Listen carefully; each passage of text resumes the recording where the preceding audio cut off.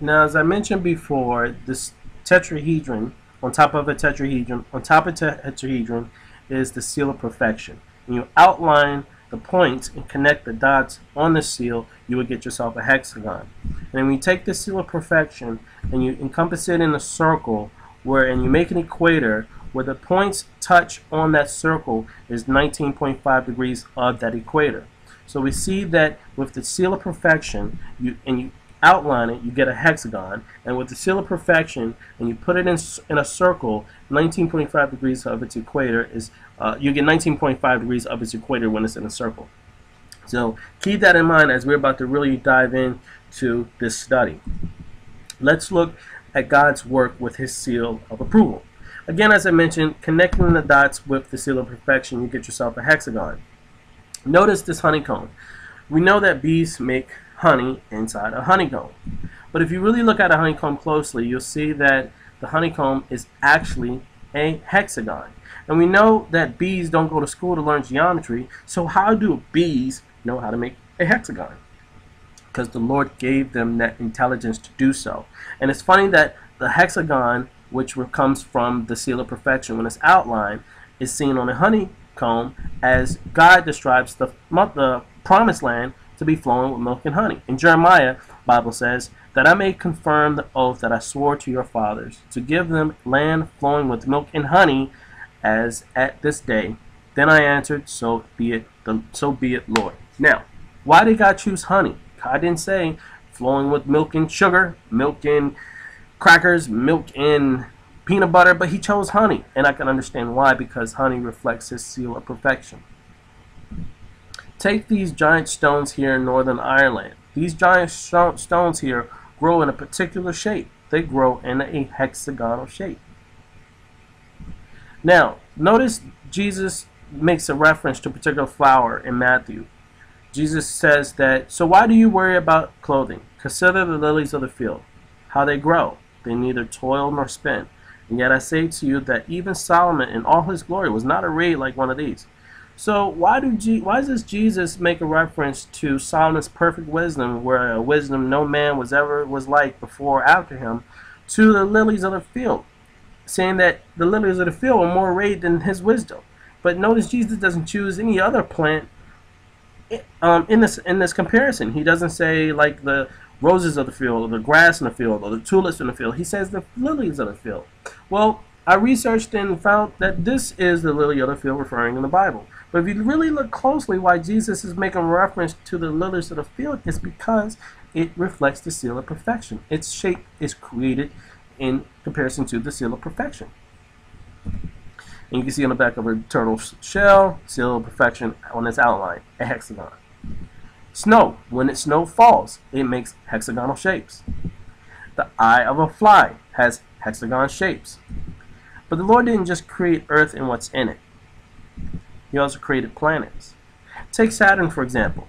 If you look at the top of Saturn, what you actually see on its crown is a hexagonal shape.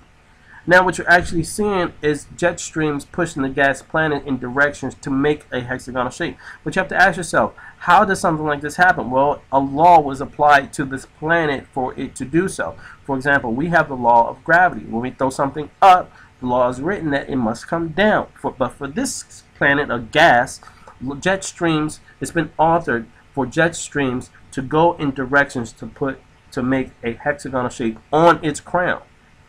And again, that reflects the seal of perfection when it's outlined. Take the sun. God said, let there be light, and there was light. Take the sun. Now, if you actually look at the sun, and you go back to the study of the seal of perfection in a circle, and when you make an equator, and where the points touch is 19.5 degrees to its equator, and you put that same seal inside the sun's hottest spots are 19.5 degrees of its equator. And here are other pictures showing that as well. That 19.5 degrees north and south of its equator is the hottest spots on that rock. Here's Jupiter. 19.5 degrees is Jupiter's storm, or that eye of Jupiter, if you will. And then you have Neptune, 19.5 degrees, same thing. The Ark of the Covenant, Now, if you take the Ark of the Covenant, where it's described how it should be built, and you get all the measurements of it equals 19.5 square cubits. Now, take this for example. When God said on the seventh day, God ended his work which he had done, and he rested on the seventh day from all his work which he had done. It took 7 days. But why 7 days? Well, if you take 6 circles and you put another circle in the center, which makes 7 circles, the spaces in between these circles makes the seal of perfection. So here again, you're seeing the seal of perfection in 3 different ways over and over and over again. But if Lucifer's heart changed from God to himself, did he change the seal too, since it now reflected his perfection and not God's perfection? Again, this was the seal of perfection that originally was given to Lucifer, to reflect God's perfection, wisdom, and everything like that. But Lucifer said that he wanted to exalt his throne above the stars of God and be like the Most High, because his heart was filled with iniquity. So if he wanted to change, then the seal had to change, since it must have different meanings now. So he said he wants to be like the Most High. Well, that must mean can't be the Holy Spirit, so it won't be that. Says he wants to be like the Most High. It doesn't mean it's going to be the Son of God. So it must mean he wants to be like God himself, which is the isolated one component tetrahedron as opposed to the one on top of another tetrahedron. He wants to be God. But a tetrahedron is made up of 3 different sides, if you notice. Okay? Now, these 3 different sides reflects the tetrahedron. But Lucifer said he wants to be above the stars of God, which means he has to be above 3, which is 4. So if you want a 4-sided shape, you would get this symbol here. But notice about this shape with 4 sides. Okay? We see that the seal of perfection started off as such to the left, which then evolved to Lucifer wanting to be like God, which is the tetrahedron in the center, which then changed to Lucifer wanting to be above God, above the stars of God. Keep these 2 symbols in the center and on the right, keep them in mind in this Bible study, because these 2 symbols now reflect Lucifer as he is now, today, as Satan, wanting to be God and wanting to be above God. Now, if you notice, where have we seen this seal before with the 4 shapes? Here's an aerial view of some structures where we've seen it. And if you look closely, you'll see that it's actually pyramids in Egypt. His seal, the one above God, the pyramid, is blasphemous compared to the tetrahedron that was originally given to him to identify God. And we've seen these pyramids in South America as well as Egypt.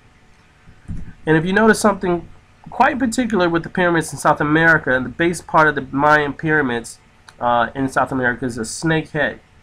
Now, the snake head is quite remarkable for its engineering aspects, but this is something I want you to pay attention to.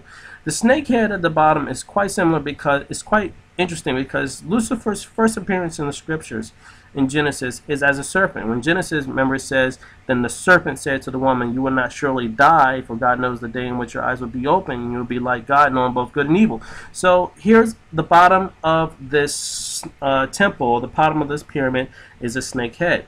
Now, what's really remarkable is that the engineers of this pyramid, they built it so that when the sun rises, it hits the corner of the steps, making a snake body as the shadow. So as the sun goes from east to west, the snake body will then move, or the shadow of the shadow on the side of the pyramid will move, where the bottom of it is the snake head. And remember where it says, "O Lucifer, son in the morning," so you can see the comparison between the pyramid built with the snake head that has a snake body that you can only see when the sun is rising and as it sets, as Lucifer is also called the son in the morning. So again, as I said, there's pyramids in Egypt, pyramids in South America, which are similar to the pyramids in China, which are similar to the pyramids in Mexico. It's compared to the pyramids in Sudan and Africa. It's compared to the pyramids in Japan. And here's a face that I just want to mention, and we'll come back to that later, but I just want you to see that there's these megalithic stones underwater in Yonaguni Island, where you see these giant steps and these giant faces. And we see pyramids also in Bosnia. And we also see when the pyramids in Bosnia, there's actually several of them. I believe they're called the Pyramid of the Sun and the Moon and the Pyramid of the Dragon, and that when you connect them, they make perfect equilateral triangle, which goes back to the symbol, the seal of perfection, which reflected God, or the one that where Lucifer said he wanted to be like God. The single part of the seal of perfection, not the three parts, but just the part in itself. Here's another map of a geographic location where we see a series of pyramids together, along with another face as well. There's a close-up of one of those pyramids. Right? 5 triangles together makes a star in the middle, where it makes a pentagon. And we see these pyramids again. Here's a close-up of it where it makes these 5 triangles makes the shape of a pentagon. Okay. And again, from the pentagon, you can also make a star inside of it, which is a pentagram. And here we see some more above the Stars of God pyramids, not tetrahedrons, and another face. And also you see some more. And here's a close-up of the pyramids in this geographic location. And again, this is similar to what you see like the aerial view of Egypt. Here we see some structures of circles within circles within circles within circles. And we also see in the structure they call the Inca city. And this Inca city is similar to the right temples that was found in Egypt. And do you know where these pyramids and these star structures were found? On the place of the fiery stone, Mars. The mist.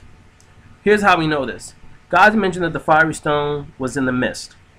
He also brought fire from that mist to destroy Satan's kingdom, his work.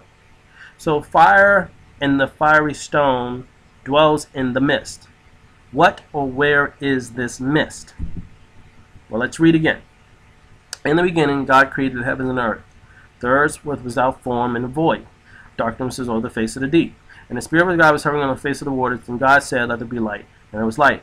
And God saw there was light, and the light was good. And he divided the light from the darkness. He called the light day, and the darkness he called night. So in the evening and the morning were the first day. Then God said, let there be a firmament in the midst of the waters, and let it divide the waters from the waters. Thus God made the firmament and divided the waters which were under the firmament from the waters and which were above the firmament, and it was so. And God called the firmament heaven.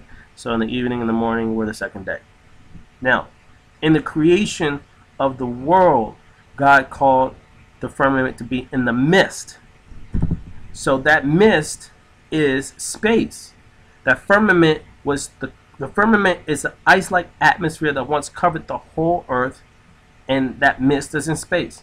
And see again, it says, let there be a firmament, which is that crystalline atmosphere, and it was in the mist, which is the space, and let it divide the waters from the waters. So we understand that the mist is in space. And though God placed Satan on the mountain of God, it wasn't enough. That Lucifer had a secret dwelling place called the mist of the fiery stone. He walked back and forth in the mist, space, of the fiery stone, Mars. But what was Satan doing in a place in the midst of the fiery stone? As we studied before, an abundance of trading and building sanctuary to defile himself. So we understand that the only thing that could be called a fiery stone in the planet, in the solar system, is a rock called Mars. Because we know that the mist is space. And as I said before, what was Lucifer doing? He was making deals, abundance of tradings. But who was he doing the tradings with? He was doing with the principalities, the powers, the rulers of darkness, in the heavenly places, his spiritual hosts, and the wickedness. And it says that in Ephesians, because we don't wrestle against flesh and blood, but against principalities and powers, rulers of darkness, spiritual hosts, and wickedness in heavenly places.